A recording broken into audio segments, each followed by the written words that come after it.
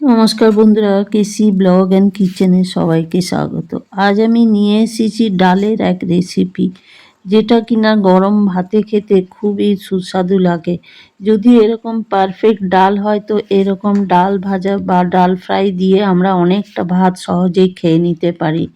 এই ধরনের ডাল আমরা প্রায়ই নানা রকম বানাই।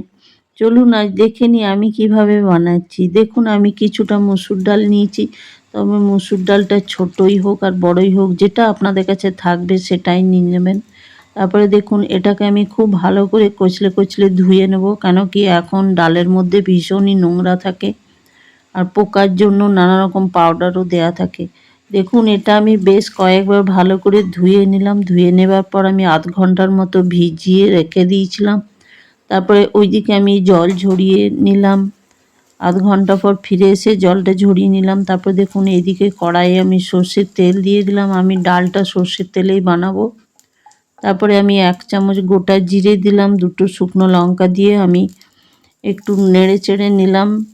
নেড়ে চেড়ে নেবার পর একটা আমি পেঁয়াজ, মিডিয়াম সাইজের পেঁয়াজ ছোট করে কেটে রেখেছি, সেটাও আমি এটার মধ্যে দিয়ে দিলাম তেলের মধ্যে দিয়ে দেওয়ার পর আমি একটু ভালো করে ভেজে নেব। ভেজে নেবার পর দেখুন, আমি কয়েকটা রসুন, প্রায় বড় রসুন ছিল আমার 4-5টা, ছোট করে কেটে নিয়েছি, সেটাও আমি দিয়ে দিলাম।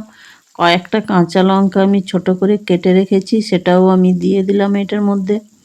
দিয়ে দেওয়ার পর খুব ভালো করে কিন্তু এটাকে ভেজে নিতে হবে, কেন কি এটার মধ্যে রসুন আছে।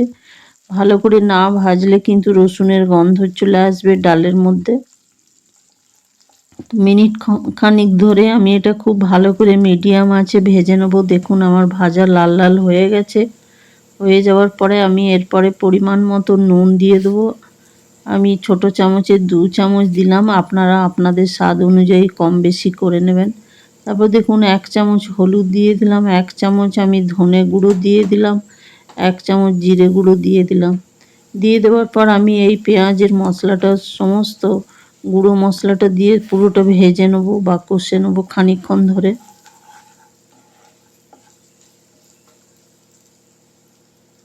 তারপরে দেখুন, ওইটা কষা হয়ে গেছে। হয়ে যাওয়ার পর আমি এইটার মধ্যে ডালটা আমি দিয়ে দিলাম। ডালটা দিয়ে দেওয়ার পরেও আমি খানিকক্ষণ এটা ভেজে নেব, কেন কি মুসুর ডালটা একটু ভেজে দিলে ডালটা ভীষণ ভালো লাগে খেতে আর টেস্টও বেড়ে যায়। তো আপনারা এটার, আমার একটুখানি এর মধ্যে জলটা থেকে গেছে, কিন্তু আপনারা চাইলে এই জলটাও ঝরিয়ে খুবই ভালো করে ঝরিয়ে নিতে পারেন।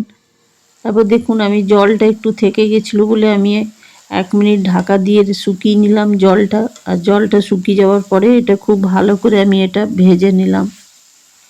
খানিকক্ষণ ধরে আমি এটা ভেজে নেব।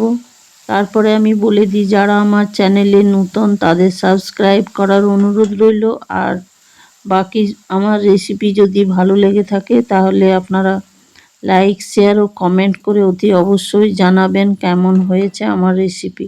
তারপর দেখুন, এটা খানিকক্ষণ ধরে আমি ভেজে নিলাম। ভেজে নেবার পরে আমি এটার মধ্যে গরম জল দিয়ে দিলাম। গরম জল দিয়ে দেওয়ার পরে খানিকক্ষণ ঢাকা দিয়ে আমি রেখে দিয়েছিলাম একদম মিডিয়াম টু লো ফ্লেমে। তারপরে দেখুন, ঢাকা খুলে আমি দেখাচ্ছি। আর মুসুর ডালটা সেদ্ধ হতে তো বেশি সময় লাগে না। তারপরে ডালটা একটু ভেজানো ছিল বলে আরও অতি সহজেই সেদ্ধ হয়ে গেছে। দেখুন, ডালটা আমার সেদ্ধও হয়ে গেছে। তারপরে এর ওপরে আমি একটুখানি গরম মশলা দিয়ে দিলাম। গরম মশলা দিয়ে দেওয়ার পর খানিকটা আমি ধনে পাতা কেটে রেখেছি, সেটাও আমি এটার মধ্যে দিয়ে দিলাম। আপনারা ডাল অনেকে অনেক রকমভাবেই বানিয়ে থাকেন, একদিন এইভাবে বানিয়ে দেখুন, অসম্ভব ভালো লাগে। এটা রুটিতেও ভালো লাগবে আর ভাতেও ভালো লাগবে, দুটো জিনিসেই। এই ধরনের ডাল যদি এইভাবে পারফেক্টভাবে বানানো হয় ডাল, তাহলে ডালটা অসম্ভব ভালো লাগবে ভাত বা গরম ভাত বা রুটির সঙ্গে খেতে। তারপর দেখুন, এরই মাঝে আমি 2টো কাঁচা লঙ্কাও দিয়ে দিলাম। ওই সময় আমি কাঁচা লঙ্কা কেটে দিয়েছি। আপনারা যদি বাচ্চাদের দেন তো লঙ্কাটা একটু কম করে দেবেন।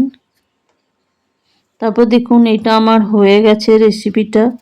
আমি একটা বাটির মধ্যে উঠিয়ে নিলাম।